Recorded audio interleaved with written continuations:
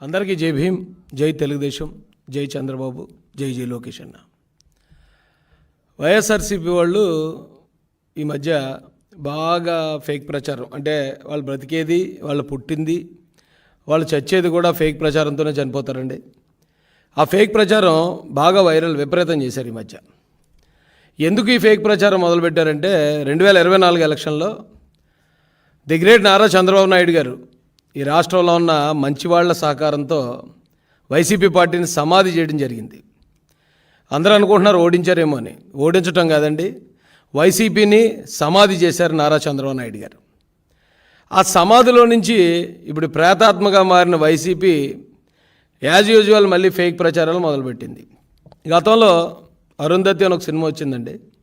ఆ సినిమాలో ఇలాగే ఒక అఘోర ప్రజలందరినీ మానభంగాలు చేస్తూ, వాళ్ళని హింసిస్తూ, హత్యలు చేస్తూ, ఇప్పుడు వైసీపీ ఏ అయితే పనులు చేసిందో అయ్యే పనులు ఆ సినిమాలో విలన్ చేస్తూ ఉంటే ఆ సినిమాలో కూడా అలా బ్రతుకుండగానే సమాధి చేసేస్తారు.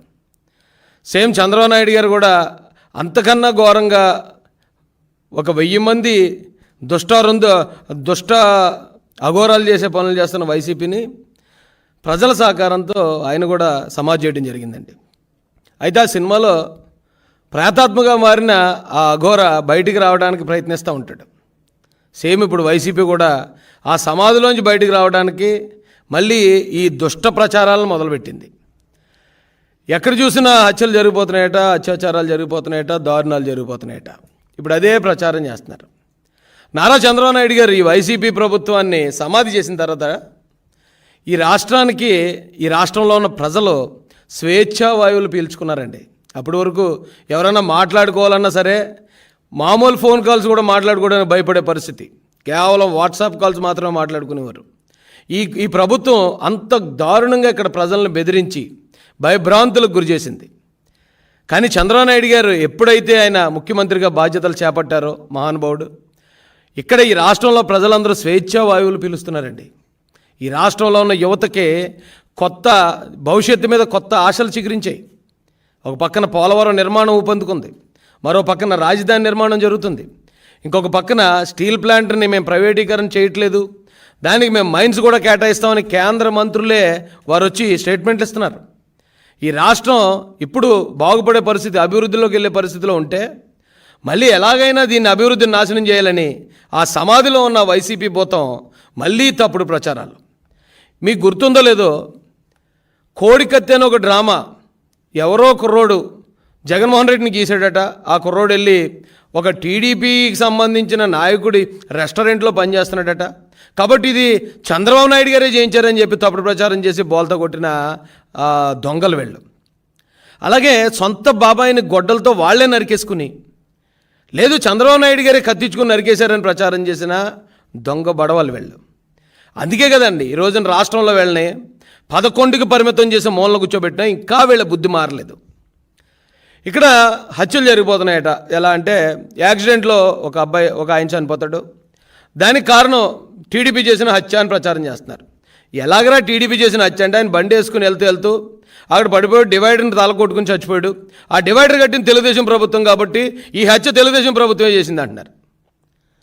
మరొకరు ఆ ఉరేసుకుని ఆత్మహత్య చేసుకుంటే అది కూడా తెలుగుదేశం హత్య అన్నారు. ఎలాగరా బాబు అంటే ఆ ఉరేసుకోనాక కొన్న తాడు తెలుగుదేశం కార్యకర్త షాపులో కొన్నాడట. కాబట్టి ఈ ఉరేసుకోవడంలో ఈ చావుకు కూడా తెలుగుదేశం పార్టీ చంద్రబాబు నాయుడు గారే కారణం అంటున్నారు. ఆటో యాక్సిడెంట్లో చనిపోతే ఆటో కొన్నది తెలుగుదేశం కార్యకర్త షోరూంలో కాబట్టి దీనికి కూడా చంద్రబాబు నాయుడు గారి కారణం అన్నారు. ఇంత దరిద్రంగా, ఇంత ఘోరమైన ప్రచారం అది చూస్తుంటేనే సిగ్గు అనిపిస్తుందండి నాకైతే.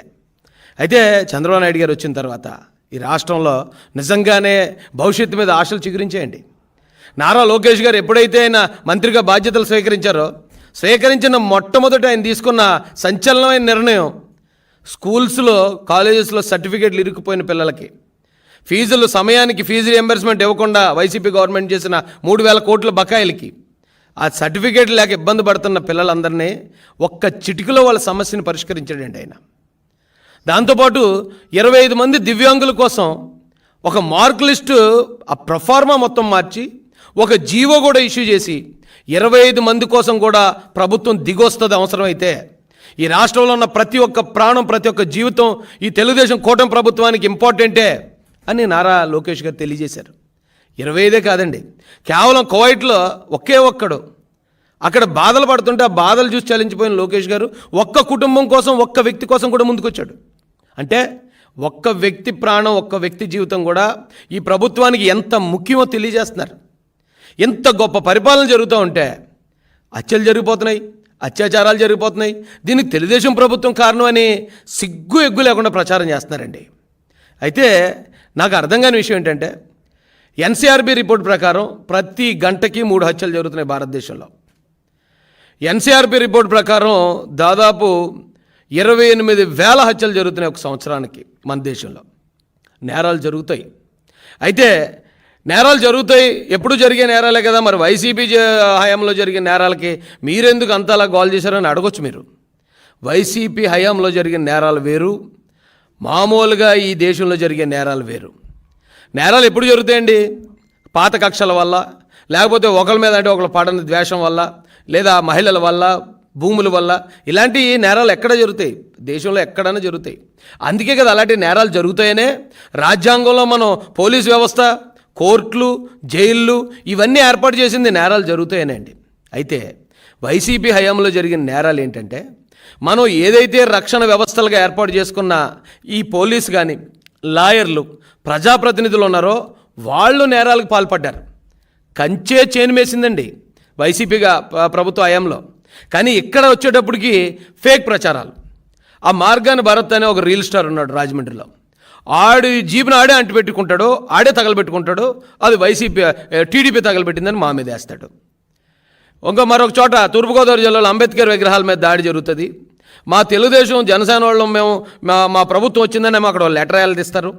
కానీ ఎంక్వైరీ చేసి డాగ్ స్క్వాడ్ వెళ్తే ఆ క్లూస్ అన్నీ లాగితే ఓ వైసీపీ సర్పంచ్ అరెస్ట్ అవుతాడు. అక్కడ 2 సార్లు జరిగింది ఇదే పరిస్థితి. అంటే ప్రభుత్వానికి బ్యాడ్ చేయడానికి, కూటమి ప్రభుత్వాన్ని ఎలాగైనా బదనాం చేయడానికి వీళ్ళే చిన్నపిల్లలు తినే ఆహారంలో కూడా విషం కలిపేసినా మనం ఆశ్చర్యపోకర్లే. ఎందుకంటే వీళ్ళ దగ్గరున్న ప్రచారమే తప్పుడు ప్రచారం. ఆ ఫేక్ ప్రచారంతోనే వీళ్ళు ఒక్కసారి నెగ్గారు, రెండోసారికి వీళ్ళ సమాధి అయిపోయారు. ఇంకా మీకు ఉదాహరణ చెప్పాలంటే, ఈరోజు ఈ వైసీపీలో ఉన్న వైసీపీ గవర్నమెంట్లో ఒక డీజీ స్థాయి ఉద్యోగి మీద, పోలీస్ అధికారి మీద అటెంప్ట్ టు మర్డర్ కేసు పడింది 307. ఒక ఎస్పీ స్థాయి అధికారి, డీజీ స్థాయి అధికారి అంటే పివి సునీల్ కుమార్, ఎస్పీ స్థాయి అధికారి సీతారామాంజనేయులు గారు 307, జగన్మోహన్ రెడ్డి గారి మీద 307. అంటే వీళ్ళు ప్రభుత్వ హయాంలో ఉన్నప్పుడు సొంత బాబాయిని కూడా నరికి చంపుకున్నారు. ఈ రోజున ఎక్కడో ఒకవేళ తెలియని పరిస్థితుల్లోనో క్షణికావేశంలోనూ జరిగే నేరాలని శాంత స్వరూపుడైన నారా చంద్రబాబు నాయుడు గారి మీద వేస్తున్నారండి. నారా చంద్రబాబు నాయుడు గారు మమ్మల్ని దాడులు చేయమని తెలుగుదేశం కార్యకర్తలకు చెప్పరండి. ఆయన మేము ప్రతిపక్షంలో ఉండి మేము దాడులకు గురవుతున్నప్పుడు, హత్యా ప్రయత్నాలకు గురవుతున్నప్పుడు, తప్పుడు కేసులకు గురవుతున్నప్పుడు, సార్ మన గవర్నమెంట్ వస్తే మేము ప్రతీకారం తీర్చుకునే అవకాశం మాకు కావాలని మేము అడిగినప్పుడు నారా చంద్రబాబు నాయుడు గారు మాతో మాట చెప్పారండి. ఆయన ఒక కథ చెప్పారు మాకు. ఒక స్వామీజీ ఆ శిష్యుడు కలిసి వెళ్తూ ఉంటే ఒక చిన్న కాలువలో ఒక తేలు కొట్టుకుపోతుందటండి. కొట్టుకుపోతుంటే దాన్ని చూసిన స్వామీజీ ఇమీడియట్గా ఆ తేలు ప్రాణాన్ని కాపాడడానికి ఆ తేలుని పట్టుకున్నాడు చేతితో. పట్టుకుని దాన్ని ఇలా ఒడ్డు మీద చేర్చేలోపే 10-15 సార్లు దాన్ని ముళ్ళు గుచ్చేసిందట ఆయన స్వామీజీకి. అయినా కూడా స్వామీజీ ఆ తేలిని బయట విడిచిపెట్టాడు. అప్పుడు శిష్యుడు అడిగాడట, స్వామీజీ మీరేమో దాని ప్రాణం కాపాడదాం అనుకున్నారు, అది చూస్తే మిమ్మల్ని ముళ్ళు గుచ్చేస్తుంది కదా అంటే ఆయన మాట అన్నాడట, ముళ్ళు గుచ్చడం అనేది దాని నైజం, కాపాడడం అనేది మనిషిగా మన నైజం. దాని నైజం కరెక్ట్గానే చేసింది, మన పని కూడా మనం కరెక్ట్గా చేయాలి అని చెప్పారట. సేమ్ నాకు మా అందరికీ కూడా ఆ రోజున చంద్రబాబు నాయుడు గారు చెప్పింది అదే. వీళ్ళు నేరస్తులు, వైసీపీ వాళ్ళు నేరస్తులు కాబట్టి వాళ్ళు నేరాలే చేస్తారు, వాళ్ళు దాడులే చేస్తారు, వాళ్ళు హత్యలే చేస్తారు. కానీ తెలుగుదేశం పార్టీలో అందరూ నాయకులు ఉన్నారు, లీడర్ ఎప్పుడు కూడా ప్రజల కోసం ఎన్ని దాడులైనా తట్టుకుని ప్రజల కోసం పనిచేస్తాడు తప్ప తిరిగి దాడులు చేస్తే వాళ్ళకి మనం నేరస్తులు అవుతాం. కాబట్టి వాళ్ళు అలాంటి నేరాలు చేశారు కాబట్టే ఈ రోజున 11 సీట్లకి ప్రజలు వాళ్ళని పరిమితం చేశారు. ఇక్కడ నారా చంద్రబాబు నాయుడు గారు ఆయన చంపేద్దాం అనుకున్నారు, ఆయన మీద దాడులు చేశారు, తప్పుడు కేసులు పెట్టారు, జైల్లో ఆయన చంపేద్దామని ట్రై చేశారు. నారా లోకేష్ గారి మీద 1-10 సార్లు దాడులు చేపించారు, రాళ్ళు ఇచ్చి కొట్టించారు, ఆయన చంపుదామని ప్రయత్నించారు. తెలుగుదేశం పార్టీ కార్యకర్తలు అందరి మీద, తల్లి లాంటి భువనేశ్వరమ్మ మీద ఎంత దారుణమైన నేరస్తులలో జగన్మోహన్ రెడ్డి గారి నేరస్తుడు, అవినాష్ రెడ్డి మర్డర్ కేసులో నేరస్తుడు, అతను ఆల్రెడీ బెయిల్ మీద బయట ఉన్నాడు. ఈ అనంతబాబు అనేవాడు చంపేసి డెడ్ బాడీ ఎమ్మెల్సీలు ఎమ్మెల్యేలు మంత్రులు, అంబటరాంబాబు మంత్రి మహిళలతో అసభ్యంగా ప్రవర్తించాడు. గోరంట్ల మాధవ్ ఎంపీ మహిళలతో న్యూడ్గా వీడియో కాల్ మాట్లాడుతూ దొరికేశాడు. ఇంత నేరస్తులని ఈ భూతాలన్నింటినీ 2024 ఎలక్షన్తో మొత్తం సమాధి చేసి పారేశారండి నారా చంద్రబాబు నాయుడు గారు. అలాంటి వ్యక్తి ఈ రోజున రాష్ట్రాన్ని అభివృద్ధిలోకి తీసుకెళ్తా ఉంటే ఇది నేరాంధ్రప్రదేశ్గా మారిపోయిందట. ఇక్కడి నుంచి టీడీపీని క్విట్ చేయాలట. వీళ్ళు మాట్లాడే మాటలు, వీళ్ళు చేసే ప్రచారాలు. నేను ఈ రాష్ట్ర ప్రజలకి ఒకటే చెప్పాలనుకుంటున్నానండి. నారా చంద్రబాబు నాయుడు గారు ఇక్కడున్న మంచి వ్యక్తులందరి సహకారంతో ఈ వైసీపీ భూతాలన్నింటినీ సమాధి చేశారు. ఆ సమాధి నుంచే మళ్ళీ ఆ సమాధిని బద్దలు కొట్టుకుని ఎలాగైతే అరుంధతి సినిమాలో విలన్ బయట రావాలనుకున్నాడో ఈ భూతాలన్నీ మళ్ళీ అలా బయట రావడానికి ప్రయత్నిస్తున్నాయి. ఈ భూతాలను కనుక ఆ సమాధుల్లోంచి బయటికి రానిచ్చామా ఈ ఆంధ్రప్రదేశ్ని మొత్తం శ్మశానం చేసేస్తాయి. ఈ ఆంధ్రప్రదేశ్ని మొత్తం శ్మశానం చేయడానికే వాళ్ళు ఈ రోజున ఇలాంటి తప్పుడు ప్రచారాలతో మళ్ళీ ఎలాగైనా మళ్ళీ మన ఓట్లు సాధించి నెగ్గాలనే ప్రయత్నం చేస్తున్నారు. ఈ రాష్ట్ర ప్రజలందరూ అవసరమైతే 1కి 10 సార్లు ఆలోచించండి ఈ తప్పుడు ప్రచారాలని. ఒక్క వైసీపీ గవర్నమెంట్లో 600 మందిని చంపారండి, ఎస్సీలని బీసీలని. ఆ చంపడానికి కారణం వాళ్ళలో వాళ్ళ తగాదాలో పాత కక్షలో కాదు, ఈ వైసీపీ చేస్తున్న మైనింగ్ మాఫియాను అడ్డుకున్నందుకు, వైసీపీ చేస్తున్న అక్రమాలని ప్రశ్నించినందుకు, వైసీపీ చేస్తున్న ప్రతి అన్యాయాన్ని ప్రశ్నిస్తున్నందుకు 600 మంది ఎస్సీ బీసీలని, ఎస్సీ ఎస్టీ బీసీ మైనారిటీలని చంపారు. దానికి సాక్ష్యాలు ఆధారాలు పక్కాగా తెలుగుదేశం పార్టీ నుంచి దాని ఆధారాలతో పాటు ఈ బుక్స్ ప్రింట్ చేయడం జరిగింది. దీనిలో ఎవరిని ఏ డేట్లో ఏ కారణంగా చంపారు, చనిపోయిన కుటుంబం ఎవరు, చనిపోయిన వ్యక్తి ఎవరు, ఈ రోజున ఎక్కడో జరిగిన దాన్ని తీసుకొచ్చి తెలుగుదేశం పార్టీ ప్రభుత్వానికి అంటగట్టే ప్రయత్నం చేస్తున్నారు. ఇది చాలా తప్పండి. ఈ రాష్ట్ర ప్రజలు వీళ్ళు చేసి ఈ తప్పుడు ప్రచారాలని అర్థం చేసుకోవాలా.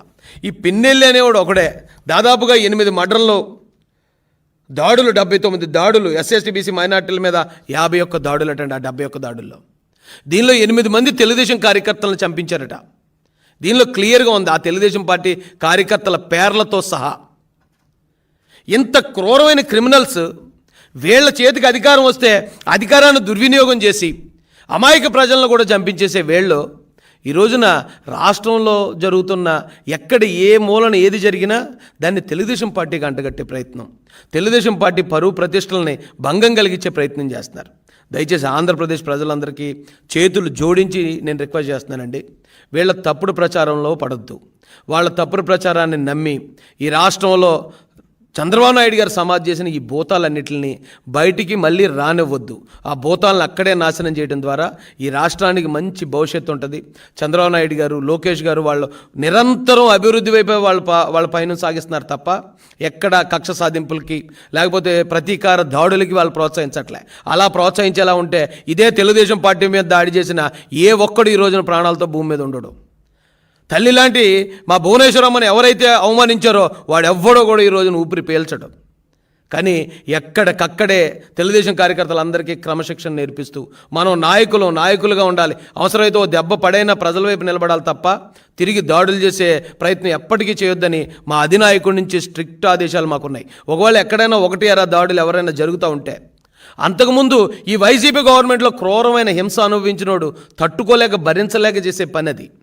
దాన్ని తీసుకొచ్చి తెలుగుదేశం పార్టీకి, నారా చంద్రబాబు నాయుడు గారికి అంటగట్టే ప్రయత్నాన్ని ఇప్పటికన్నా ఆ సిగ్గులేని ఆ భూతాలు తెలుసుకోవాలని, వాళ్ళకి ఎంత చెప్పినా వాళ్ళకి ఎలాగ సిగ్గు ఉండదు కాబట్టి వాళ్ళు తెలుసుకునే ప్రయత్నం చేయరు కాబట్టి ప్రజలే దీన్ని అర్థం చేసుకోవాల్సిందిగా వీళ్ళ తప్పుడు ప్రచారాల నుంచి ఈ రాష్ట్రాన్ని కాపాడి మన రాష్ట్రాన్ని, మన భావి భారత పౌరుల భవిష్యత్తును కాపాడుకోవాల్సిన అవసరం కూడా మనకే ఉందని తెలియజేస్తూ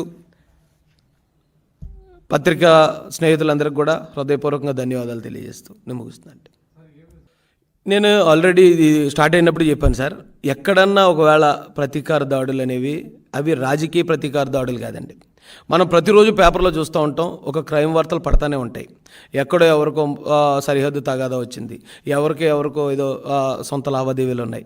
ఇలా జరిగిన ప్రతిదాన్ని కూడా వీళ్ళు పార్టీకి అంటగట్టి తద్వారా ఇది మేము తెలుగుదేశం పార్టీ ప్రతీకార దాడులు తెగబడుతుంది 31 మంది.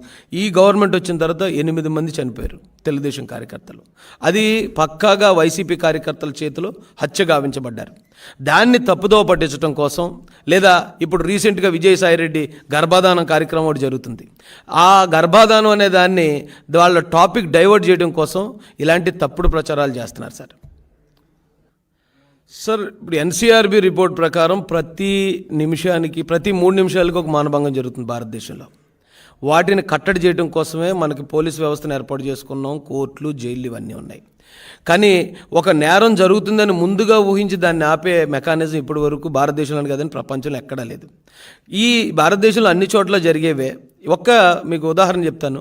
2020, 21, 22కి ఎన్సీఆర్బీ రిలీజ్ చేసిన రికార్డ్స్ ప్రకారం 2021కి 1018 మంది మహిళల మీద అఘాయిత్యాలు జరిగాయి ఆంధ్రప్రదేశ్లో. 21, 22కి 1188 అఘాయిత్యాలు జరిగాయి ఆంధ్రప్రదేశ్లో. కానీ జగన్మోహన్ రెడ్డి అతని పార్టీ, అతని నాయకులు, అతని పోలీసులను ఉపయోగించుకుని చేసే నేరాలనే మేము ఎప్పుడు పాయింట్అవుట్ చేసాం తప్ప ఎక్కడో జరిగే కామన్ నేరాలని మేము ఎప్పుడు కూడా జగన్మోహన్ రెడ్డికి ఆపాదించలేదు. ఆ కామన్ నేరాలు ఏమైతే ఉన్నాయో వాటికి ఇమీడియట్గా ఇప్పుడు తెలుగుదేశం కూటమి ప్రభుత్వంలో తక్షణ చర్యలు తీసుకుంటున్నారండి. ఎక్కడన్నా వాడు నేరానికి పాల్పడ్డాడు, ఇమీడియట్గా అతన్ని అరెస్ట్ చేయడం జరుగుతుంది. అతన్ని 307 అయితే 307, 302 అయితే 302, రేప్ కేసు అయితే రేప్ కేసు వెంటనే పెట్టి అతన్ని రిమాండ్ చేయడం జరుగుతుంది. కానీ వైసీపీ హయాంలో ఒక దళితుడికి శిరోమండనం చేయించాడు జక్కంపూడి రాజు అనే వ్యక్తి పోలీస్ స్టేషన్లో పెట్టి. రాష్ట్రపతి దగ్గర నుంచి లేఖ వచ్చినా సరే అతన్ని అరెస్ట్ చేయలేదు. ఈ అవినాష్ రెడ్డి అనే వ్యక్తి అతను నేరం చేశాడు, మర్డర్ చేశాడని సిబిఐ కన్ఫర్మ్ చేసిన తర్వాత కూడా జగన్మోహన్ రెడ్డి అతను నాకు ఇంకొక కన్ను అని చెప్పి వెనకేసుకొచ్చాడు. ఈ పిన్నెల్లి రామకృష్ణారెడ్డి ఎవరైతే ఉన్నాడో 8 మర్డర్లు వీళ్ళ అనుచరులు చేస్తే పిన్నెల్లి చాలా సౌమ్యుడు అని చెప్పుకొచ్చాడు ఎవరు జగన్మోహన్ రెడ్డి. కానీ చంద్రబాబు నాయుడు గారు అలా కాదండి. ఆయనకి సొంతోళ్ళు, బయటోళ్ళు, పగోళ్ళు అనేది ఏమి ఉండదు. చట్టపరంగా ఎవరైనా నేరం చేస్తే చట్టపరంగా వారిని శిక్షించదు. ప్రభుత్వం చేయాల్సిన పని ప్రభుత్వం తూచా తప్పకుండా చేసుకెళ్తుందండి. అయినా కూడా ఆ జరిగిన ప్రతిదానికి ఎక్కడో ఇప్పుడు 3 మైనర్లు కలిసి ఒక మైనర్ బాలికను రేప్ చేశారన్నారు. దానికి తెలుగుదేశం పార్టీకి ఏంటి సార్ సంబంధం? దానికి కూటమి ప్రభుత్వంకి ఏంటి సంబంధం? ఆ కుర్రోళ్ళని అడిగితే వాళ్ళు ఏమన్నారట, ఇంటర్నెట్లో మేము వీడియోలు చూసి మేము అది చేయడం జరిగిందట. పిల్లల దగ్గర ఇంటర్నెట్ అంత ఈజీగా ఎలా దొరుకుతుందండి? మన పిల్లలకు మనం ఏం సెల్ ఫోన్ ఇవ్వం. సెల్ ఫోన్ ఇస్తే వాళ్ళు ఎక్కువసేపు కూర్చుని ఎక్కడైనా మూలను కూర్చొని చూస్తూ ఉంటే మనం ఊరుకోం. వాళ్ళ దగ్గర జగన్మోహన్ రెడ్డి కేవలం కమిషన్ల కోసం కక్కుతుపడిచిన ట్యాబ్లు ఉన్నాయి. ఆ కమిషన్ల కోసం కక్కుతుపడిచిన ట్యాబ్లో వాళ్ళు సాఫ్ట్వేర్ మార్చి దానిలో చెడ్డ వీడియోలు చూడడం. వాళ్ళేమో ఆ ట్యాబ్ తోటి ఉంటే ఏదో స్కూల్ పని చేసుకుంటున్నారేమో అని చెప్పి తల్లిదండ్రులు అనుకుంటారు. వాళ్ళ దగ్గరికి అంటే వయసును బట్టి మనం అందించే టెక్నాలజీ కూడా ఉండాలండి. వయసుని మీరిచ్చే టెక్నాలజీ మనం విదేశాల్లో లాగా, వెస్ట్రన్ కంట్రీస్లో లాగా మనం చిన్నప్పటి నుంచి పిల్లలకి హై స్కూల్ దగ్గర నుంచి మనం సెక్స్ నాలెడ్జ్ ఇవ్వం. వాళ్ళకంటే వాళ్ళకి ఏ టైంలో ఏ టెక్నాలజీ ఇచ్చినా వాళ్ళు దాన్ని కంట్రోల్ చేసుకోగలుగుతారు. మన పిల్లలకు వచ్చేటప్పటికి మనం వయసును బట్టి ఇవ్వాలి. మనం ఒక సెల్ ఫోన్ కొనాలంటేనే డిగ్రీ చదువుకుంటే తప్ప మనం చిన్నపిల్లలకు కొనం. ఇక్కడ జరిగే ప్రతి నేరం, ఇప్పుడు జరుగుతున్న ప్రతి హత్య, ప్రతి నేరం, ప్రతి మానభంగం, దీనికి కారణం వైసీపీ పెంచి పోషించిన గంజాయి, వైసీపీ ఈ రాష్ట్రానికి దిగుమతి చేసిన డ్రగ్స్. వాళ్ళు చేసిన ఇక్కడ జరిగే ప్రతి నేరానికి పునాది వైసీపీ ప్రభుత్వంలోనే ఉంది.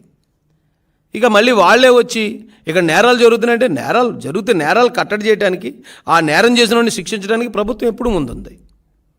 దానికి తెలుగుదేశం ప్రభుత్వానికి, దానికి చంద్రబాబు నాయుడు గారికి లింక్ పెడితే ఎలా sir? Okay sir, thank you.